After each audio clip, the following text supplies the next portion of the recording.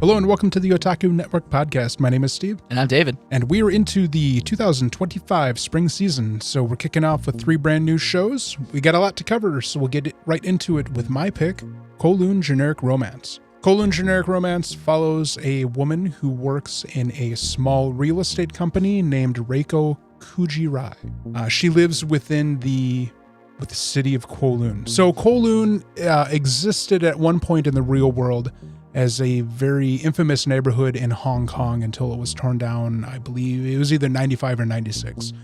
And it was infamous for how densely packed it was, how unrestricted and unregulated the building within the community was. It was essentially a rat's nest of businesses and residences. And then the Hong Kong government, citing a lot of concerns for safety, disaster, health concerns, they bulldozed it and rebuilt it into something a little bit more aesthetically pleasing for... Oh, that's right. This isn't Hong Kong. Well, technically. So, I mean, the Kowloon walled city, as we're being portrayed here, doesn't exist anymore, but this may just be an alternate reality. So, the first episode really just kind of is designed to get us familiar with the world that exists within the story. We see Reiko as she goes about her work life with her co-worker, a gentleman named Hajime Kudo, and their boss, Mr. Lee, who runs the business.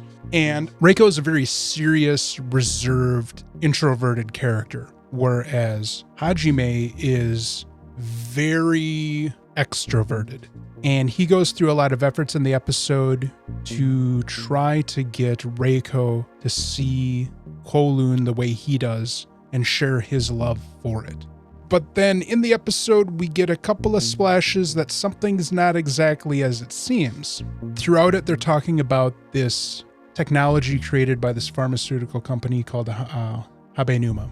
What's the name of the generic? Generic Terra. Generic Terra. It appears that Generic Terra manifests in this geometric object that's ever present in the sky above Kowloon. Which I super recognize the weird gooey-gooiness. It has like an those. essence. And I don't know what anime I've seen it before in, but I've seen it somewhere. So it hasn't really gone into detail as to what this Generic Terra is, but it apparently gives new life or prolonged life to the people who use it, I guess. So we don't know. But something's up with Reiko, and the first sign of it is that she suddenly discovers that she has perfect vision suddenly and doesn't need glasses. There is a moment later in the episode where she comes across Hajime napping in the office, and as she leans in to try to wake him up, he grabs her and passionately kisses her for a bit. That was a lot of tongue. Until he pushes her away and apologizes by saying it was the wrong person. And at the end of the episode, she is searching for the tea house that he took her at because the barista for it seems to be familiar with her and she has no idea who he is. Also because she found a picture of her in... Yeah. After the kissing incident, she finds a Polaroid in Hajime's desk that has a woman that she's assuming is his girlfriend, but it's pretty much her. Yeah, super looks like her. It's her. So she finds the tea house, she pulls out the picture, and the barista comments on the picture as he's the one who took it, and it was taken during their engagement announcement, which she has no recollection of. And then we get this flash as like her brain is kind of scrambling of her sitting in the cafe, but the cafe is a apocalyptic setting instead of the pristine-ish walled city version that she's familiar with. Something is going on in reference to her, and I'm assuming in relation to the Generic Terra. Yeah. So whether or not it's some kind of like VR thing or augmented reality thing. Either or. Or she's had selective amnesia or something. Yeah, something's got to be going on. So, we're dealing with a situation where it looks like Hajime knows what's happened, but maybe out of respect for her choice, perhaps, he's doing his best not to let her know the things that she doesn't remember. That's kind of about it. Yeah, I'm not going to lie. I was not anticipating watching this show. Fair. And then first episode had me hooked. I was trying to do some stuff around the house around my room where I was watching, just to like organize and stuff. And I just was glued to the TV. Half-handedly passing it by. You're like, this is all right. No, it was, I'm glued to the TV. I'm like, yeah. Besides, these characters are fucking hot. Yeah, there's an amount of fan service. No, the screen transition that you took. Yes. I took that exact same picture on my phone and I sent it to Bridget, being like, girl, these characters are sexy. Yeah. And she goes, oh, I've read that. They're hot as fuck. And I'm like, yes. So that scene was where Reiko was trying to freshen up an apartment that they were having trouble selling. And narratively, because it was a very humid day and the apartment they were discussing gets very hot. And has no air conditioning. She was pretty much in booty shorts and a tank top. Yeah. And she's quite well endowed. As Steve is kind of alluding to, very disproportionately so. If it helps, though, if you're uncomfortable with fan service or eye candy, the original manga is by a woman, so she may not look the way she does necessarily for perverted means. Who knows? I don't know. It's not created for 13-year-old boys. Beautiful women bring in men and women. This is true. We know two people that love beautiful women, Bridget and Chia. Yes. They will watch something just because of a beautiful woman. You know what? I can't blame him for that, honestly, either. Can't blame myself either. The letter grades. Look, I mean, I like women with glasses and short hair. All right, so. I mean, this one's for Steve. Steve's like, this anime is for me. Click. Letter grades. First episode. I'm giving it a B+ because I want to give it some space to breathe, to have its thing. So it's not just like, oh, A+ right away. This is episode 1. We got to set realistic expectations, but the episode was so good that we'll put it close to an A by giving it a B+. I already expected I would enjoy this going into it, so I'm going to give it a B+ as well. I liked what I saw, and I'm hoping that it will grow into an A, but I don't want to back myself up into a corner with grading it right away. Right, that's where I'm at as well. Yeah. All right. Speaking of shows that we need to grade, my pick for this season is My Hero Academia Vigilante. This is a spin-off / potentially fanfic. Yeah, it's kind of like a fanfic. It's not made by the original author of the manga. It's made by somebody that probably under the supervision of the original author. Undoubtedly. It is a show about the main character, Himewara Koichi.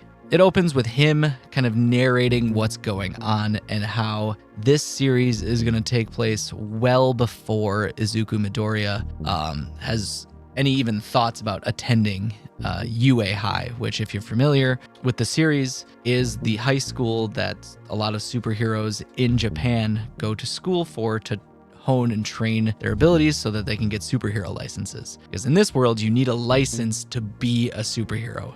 If you don't have one of those, you're basically breaking the law. We open with All Might saving the day, with Koichi observing this happening and the crowd going wild that the hero of all heroes in Japan has saved them yet again. And Koichi kind of looks on going like, man, I wish I could do that. And we very quickly get introduced to his quirk. Oh, yeah.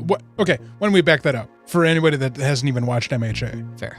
In the world of MHA, people start developing superhero abilities that they refer to as quirks. And at this point, essentially 80% of the population has a quirk. Not all quirks are made equal. Yeah, not everybody is cut out to be a superhero. For example, the hero All Might has a quirk that is like superhuman strength.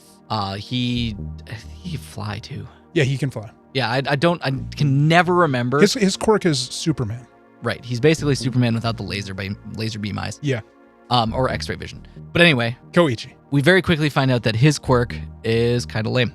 If he makes 3 points of contact with a surface, he can slide on it. He's a human air hockey puck. He is a human air hockey puck.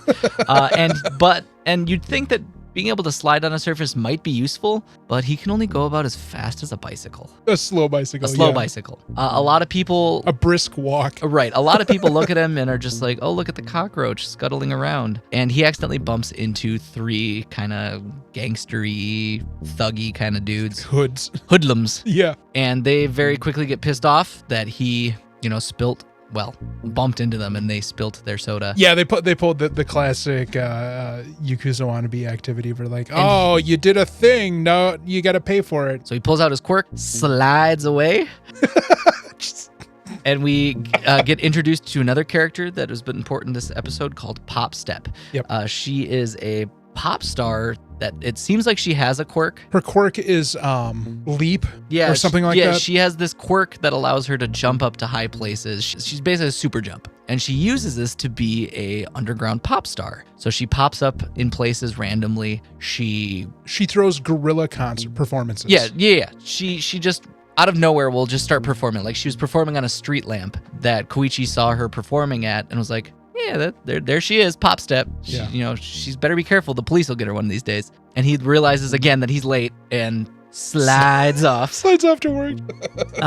The idiots that were trying to beat him up earlier find him, kick his ass, and then he goes home and decides the only way to cheer himself up is to help people. So he uses his quirk as best as he can, picking up dropped phones, directing people to the train station, helping drunks figure out the next train home, taking pictures of girls that are out partying. For them. I could have said that better. Like the help us take a selfie kind of pictures. Yeah. And everybody calls him nice guy. He ends up running into Pop Step again and the thugs. Pop Step and the thugs have a little bit of a rapey kind of interaction. Yeah, a little kerfuffle of sorts. And nice guy tries to step up, but ultimately can't really do much because his quirk is kind of bad. Yeah, and the lead thug essentially is Wolverine. Wolverine, but spikes. With extra spikes. Yeah. And this is when we get introduced to the final main-ish character. Koichi's getting his ass whooped. Yeah, he's getting his butt kicked. And this is when we finally get introduced to probably my favorite character so far, Knuckle Duster, who is the vigilante that goes out. He's the city's version of Batman. Y'all about to groan, but he's like a mix between Darkwing Duck and Batman. Yeah. For some reason, I would anticipate him going, "Let's get dangerous." Well, and mainly because of him jumping off the fucking roof into the garbage. Landing, he's like, I need to break my fall on something. I laughed so hard I cried when he landed in the garbage and was like, "Yep, didn't break anything. Didn't hit my head, so I shouldn't have any spinal issues. All right, I think I'm ready to go." I'm like, holy shit. Well, he realizes that the superhero landing is dumb. Right. And then he goes and fucking kicks the shit out of these dudes, all while checking their tongues, which we'll figure out in just a bit when he goes back to Koichi's apartment, ransacks it for a beer, and we find out that he is a vigilante going around looking for drug dealers who are dealing quirk-enhancing drugs that cause people to have their quirks enhanced, but lose all presence of like right and wrong and just become instantaneous supervillains. Yeah. And the way you can tell if somebody's using this drug is their tongues become black. And so his comedic way of doing this is going around punching first, asking questions later, trying to find anybody that might have a black tongue. And this is where Pop Step then as they're going out looking for. Hold on. You forgot about how he's wrangling Koichi into this. He's forcing Koichi to be essentially his apprentice / sidekick in this quest. Right. That's right. He does wrangle. Against Koichi's wishes. He sees the promise in Koichi of potentially being a hero. And so he shanghais him into becoming his apprentice and drags him out onto the street looking for these drug dealers and these drug users. And while they're harassing a guy that develops toys, Pop Step ends up finding them and is like, just use social media. Like, here, this is literally like hashtags saying that this is where villains are going to pop up. Yeah.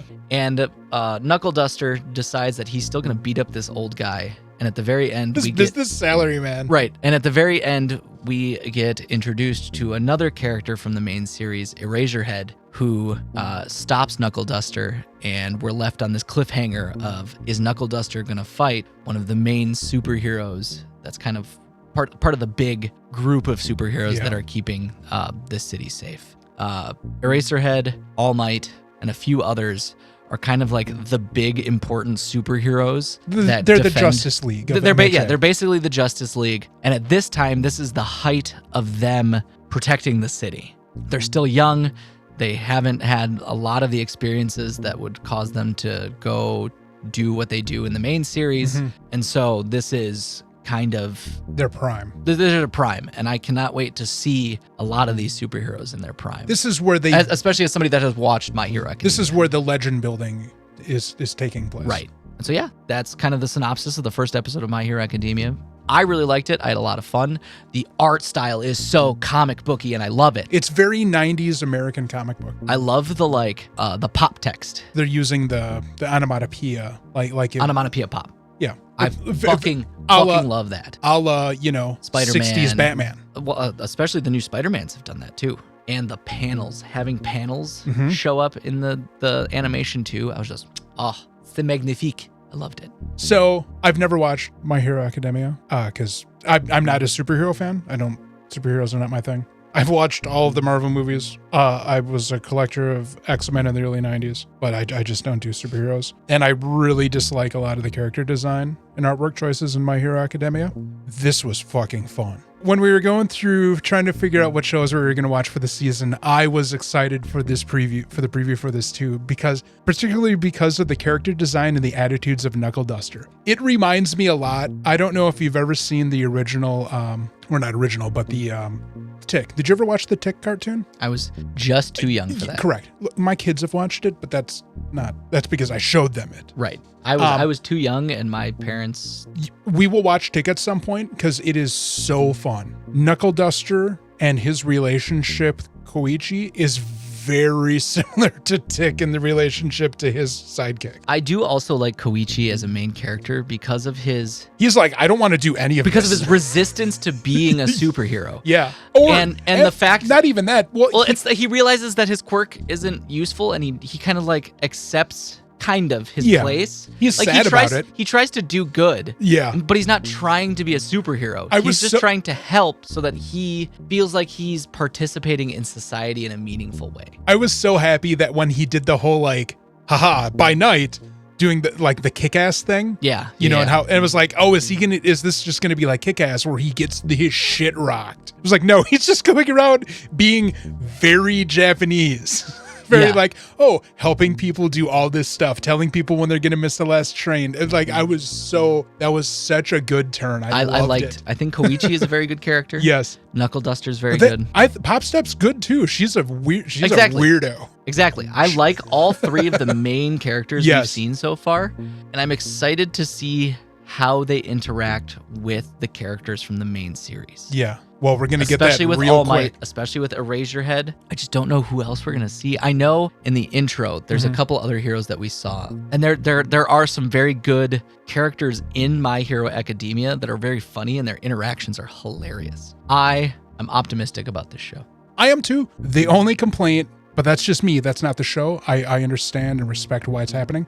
Who knows how long this whole them fighting the drug thing is going to be. You know, you obviously have to inject this overarching plot that will do the trajectory of the storyline. Honestly, I couldn't give a shit less. I'm enjoying them being fucking stupid together. This does actually play into the main series as well, because this is before Izuku Midoriya. Yeah, I think this is 5 or 10 years before the beginning of MHA. The way he made it sound is that Izuku was either not even born yet or a very small child. Because he said before he had any interest in going to UA, and he wanted to go to UA since he was like 5. Yeah, like a little kid. So that's a good 10 years at least. Yeah, I think it might be 10 years before. In the main series, there are also drug-enhancing quirks. Quirk-enhancing drugs. I said that back-asswards. That is a very important plot throughout a portion of at least a season and a half. So this looks like this is being presented as the origins of that. Kind of. Because I don't recognize or know who the golden scar is. Oh, the one that's we've seen. That is not a character we've seen. I'm very, very interested to see where this goes. It's going to be fun. I've enjoyed it so far. I love the artwork. The characters are very amusing. So, spoilers, because you're never going to watch My Hero Academia. No, I'm never going to watch it. And spoilers for anybody that hasn't watched My Hero Academia and is listening to the podcast. It's the Yakuza that still exist because they adopted people with quirks into their ranks. Sure. And so the Yakuza are still like super... They're not like as big as like the super villains, but they still run this like underground network that fucking has everything. Sure. They're business as usual. Yeah. They just adapted to the times. They adapted to the fact that there are tons of fucking superheroes and go really, really super underground. So I'm wondering if it is still the Yakuza that are doing it. Probably is, yeah. I would assume that makes a lot of sense. I'm excited. I'm ready. All right, letter grade. B+. Again, I want to give it room to breathe. I'm gonna give it a B. I'll give it a B. I've thoroughly enjoyed it. So like I enjoy My Hero Academia, but the art style of this makes it even better for me. I really liked the art style. I loved the character design. It's super nice to see this refresh of a series, like an art style of a series that I already know, and like seeing this like new take on it. I love that so much. I'm excited. I'm ready. Yeah. All right. And the joint pick this season, Lazarus. I'm going to call this a spiritual successor to Cowboy Bebop. I've never watched the whole series. I've watched the first couple episodes, but it very much has that comedic space western slash futurist cyberpunk westernness to it that Cowboy Bebop had, just not as futuristic. it's a group of misfits. It's a group of misfits that are being rallied together to go against and find this doctor that created a wonder drug that cured all pain, basically. Pain, It's a perfect painkiller. At Yeah, least it was thought to be a perfect painkiller. I think it's set in the 2050s, I believe. Dr. Skinner is this guy that invented this wonder drug and basically puts an across the entire planet message saying, y'all gonna die in 30 days, basically. The drug that I put is scheduled to mutate 3 years from your first ingestion, and the world panics. Basically, everybody's been put on a 30-minute timer. 30-day timer. People are going to churches and temples and shrines to pray. Basically, it has become Anarchy is descending in some places. It has become the end of days. Yes.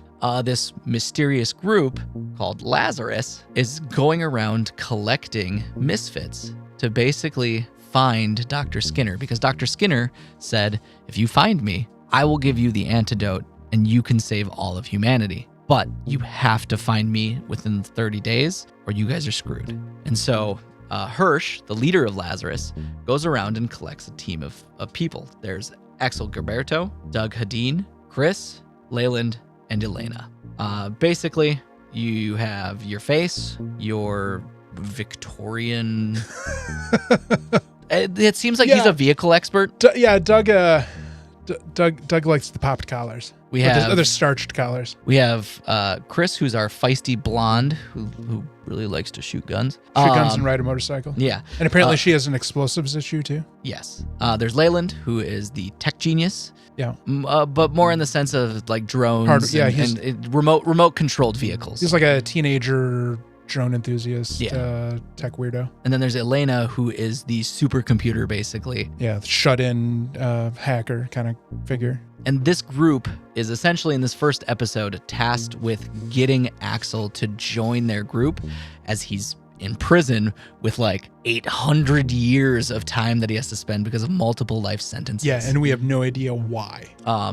Well, I think we have an idea for some of them. Right, some because of he that broke time. out of prison. Yeah, because he's really good at escaping prisons. Which Hirsch meets him in prison to try to convince him to join their team, which I assume she's going to offer him like a you help us, you get out of prison deal. Yeah, that's pretty much and what he she basically dangled from uses this to break out of prison. Very efficiently, mind you. And the fighting in this show and the combat was beautiful. So the fight choreography is apparently being done by the guy who created the John Wick movies. It was beautiful. The animation for it was fantastic. I loved it so much. Axel is a parkour expert superhero. Right. He's amazing. He escapes wandering the streets of some city in the United States, mind you, because a lot of the references we see, the White House, a lot of it is American. US based, yeah. Axel is wandering the streets. We get a very hilarious scene where he runs into like a beat cop who's like, hey, that's prisoner garb. Is that a new fashion statement? And Axel's like, yeah, totally. And he's like, wait a minute, did you escape? And then Axel goes, no, who would be that fucking stupid? And there's this beautiful scene of them like holding each other laughing. It was so funny. The cop wanders off and then gets a blast through his radio about the escapee. And Axel's like, oh shit, I'm out of here, and runs into a clothing store to hide. And then jumps on the train. He ends up getting caught by the group. And they chase him across the city. And he ends up getting drafted into Lazarus. We get introduced to the name of this organization called Lazarus. And that's where the first episode ends. They have 29 days to find Dr. Skinner. Which, look, 29 days and 12 more episodes to find Dr. Skinner. I was a little disappointed with it, to be fair, honestly. I'm a big Watanabe fan. Cowboy Bebop, obviously. Samurai Champloo, Kids on the Slope, Terror and Resonance. Those are all phenomenal series that I've enjoyed over the years. There were some aspects of this that were a little worn out for me. It's essentially a heist film. Or how it feels already and how it's being presented is it's essentially a heist story. And that is kind of boring, I guess, to me. I don't know. A couple of years ago, there was this really weird cyberpunk anime that came out. Oh my God, I can't remember what it's called. I will put its name on the screen at this point because I don't remember it. Anyways, the anime was ridiculous. It was essentially a heist film itself, but it was so fucking crazy. It was enjoyable. I don't know how much this is going to be enjoyable, to be fair. And some of the artwork is a little sketchy. Some of it's a little bad. I don't really like the character design for most of these characters. A lot of it seems a little too simplistic. Yes, the action scenes were very detailed, but there were some moments where some of it just didn't feel smooth, you know? I don't know. I was disappointed with it. I came into it being really excited, like, oh, this, Watanabe series, this hyped up action thing, maybe a return to the essence of Spike Spiegel. We get that a little bit, but I don't know. I liked Axel. Axel's a great character. The Russian girl, the blonde, she's okay. Everyone else, don't like him. Don't like the personalities that were presented with. Don't like their character design. Don't like their eccentricities. Don't like it. You're so hard to please. I am. I was really disappointed. I don't know, man. I think it's great. I loved everything about this first episode. Okay. I thought the animation was awesome. I didn't really see any of the breakdowns that you were talking about with the animation. Okay. The music was fantastic. The music was fantastic. The music in every single series he's ever done has been top notch. A lot of it is very jazzy in all of his stuff. Especially the breakout scene music. Oh, it was so good. This is Cowboy Bebop. Yeah, very similar to Cowboy Bebop in its. And then the techno like the techno dance music mix. Yeah. That was playing while Lazarus was chasing him through the city. Yeah. I was just saying, yeah, this is fucking awesome. Let's go. And I literally messaged Bridget. I'm like, you're gonna fucking love this show just based on the music alone. Like, Axel is very much a youthful, full of life version of Spike Spiegel. We deal with Spike after years of hardship and abuse, where he's beaten down. Mm. But Axel still has that spark of joy in his life, and he's still this carefree renegade in the world around him. And he is fun. I really like him. To binge watch that series because Bridget wants to go see the movie that's going to be in theaters soon. I hope it's going to be enjoyable, but I have my doubts. And tell me your letter grade. I'm going to give it a C. Ooh, harsh. I'm going to give it mid of the road. It can go either way. Because of my faith in Watanabe and his ability to tell good stories, it could just be off on the wrong foot for me. But if it becomes predictable and rote, it's going to go downhill for me. E+. Wow, so 3 B pluses. Like I said when I walked into your house today to record, I was optimistic about this season being a just ballpark smash for me. Yeah. Even Anime Plus, I'm like, let's fucking go. All of our choices, to me at least at first, are going to be solid. Are solid. Sure. Entertaining, something I want to watch. Yeah. I'm hoping that Lazarus will present more from what I see. I am hoping for my sake, like your sake too, but my sake, we finally have a season that's nothing but hits. That's nothing but gas. Yeah. Kowloon's going to be great. I'm really excited to see how this mystery unveils. This could be it. But for me, Lazarus needs to step it up. I think honestly. It's going to. Don't get me wrong. Everything with Axel was great. Axel was great. Everybody else, don't care. Don't really care for them. I loved all of them. I like quirky teams like that. Yeah. A lot of quirk-related stuff. Because what's his face in Kowloon also is like quirk. Yeah, he's very quirky. And then My Hero Academia. It's quirks. Yeah. So it's gonna be a quirky season. KGR is gonna be. I think it's gonna be really good. And from here on out, I'm just gonna call it Vigilante. I'm not gonna keep saying My Hero Academia Vigilante or MHA or MHA. Yeah. So Vigilante, it reminds me of when I liked superheroes. Fair. When I liked superhero comics, like the mid '90s Image kind of thing. But this is like a little bit less hard edged than the stuff from Image. Yeah. but I welcome it. I think this is going to be a lot of fun. And we'll see what Lazarus does. It's going to kill it. We have a contained story. I'm ready. We'll see how it rolls with that contained story out. My body is ready. All right. So thanks for listening. And don't forget to tune in on Wednesdays to the series Anime Plus, where we are discussing season 2 of Shoshimen, How to Become Ordinary. Because I gave it a second chance. Gave it a second chance, and we're diving back into the mundane mysteries of 2 weird-ass high school kids. Hell yeah. Like, comment, subscribe, ring that bell so you get regular notifications when we upload videos. Yep. Because sometimes we'll upload outside of schedule with videos such as our side quests, which, as of recording, it's already out. But when you guys are listening to this, will be the Monday of this week, the JJK episode, where we had a special guest, my friend Bridget, who came and talked with us about the first season of Jujutsu Kaisen.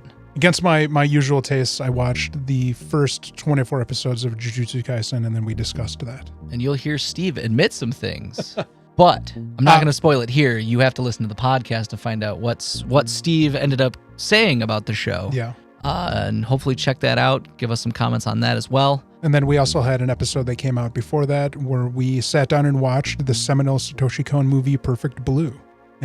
And David had a dive into that world of mental illness. Fair. But like I was saying, socials, ring that bell. Keep listening. Comment what you're watching this season. Yeah, the season's just fun in general. Tell us what we should watch on top of what we're already watching, just to spice up the viewership a little bit. Yeah, my view list is pretty thick right now too, but yeah. Mine's abysmal because I don't have time. You don't have time. All right, thanks Give again, me something everybody. to watch while I'm doing shit. We will check you guys next time.